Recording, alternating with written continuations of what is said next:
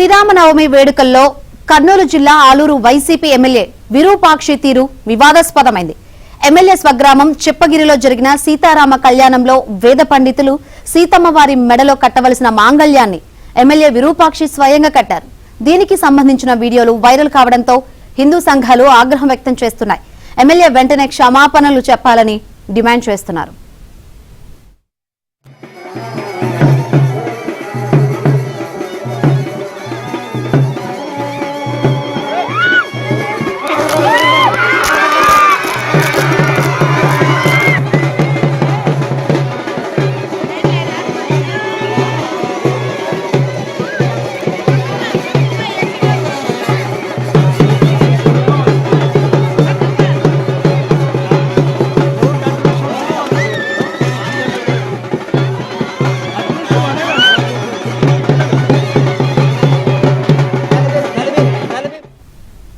శ్రీరామనవమి వేడుకల్లో కర్నూలు జిల్లా Aluru YCP MLA Virupakshi తీరు వివాదాస్పదమైంది.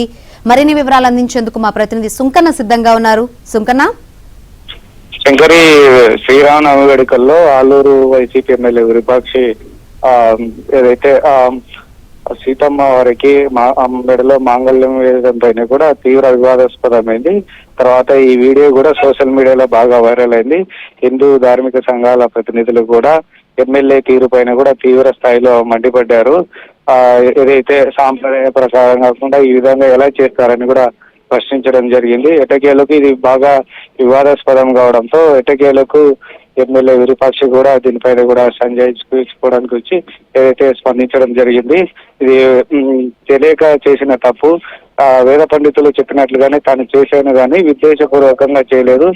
నేను ఏదైతే అత్యంత భక్తి శ్రద్ధలతో ఉంటానో ఎప్పుడు కూడా, కాకపోతే నాకు ఈ విషయం అయితే తెలియదు. అక్కడ ఉన్నటువంటి జనము అదేవిధంగా ఒక సామాన్య భక్తుడు అనే జనంతో పాటు అక్కడికి వెళ్ళాను. వెళ్ళిన తర్వాత ఏదైతే కళ్యాణం జరుగుతున్నటువంటి సమయంలో వేద పండితుల సూచనల మేరకు కూడా మాంగళ్యం సీతమ్మ మెడలో వేయాల్సి వచ్చింది. కాబట్టి ఇది తర్వాత తెలిసింది తాను తప్పు చేసినట్లుగా ఏదైతే ఒప్పుకొని క్షమాపణ చెప్తున్నట్లు కూడా ఒక వీడియోని కూడా ఎమ్మెల్యే విరూపాక్షి కూడా విడుదల చేయడం జరిగింది.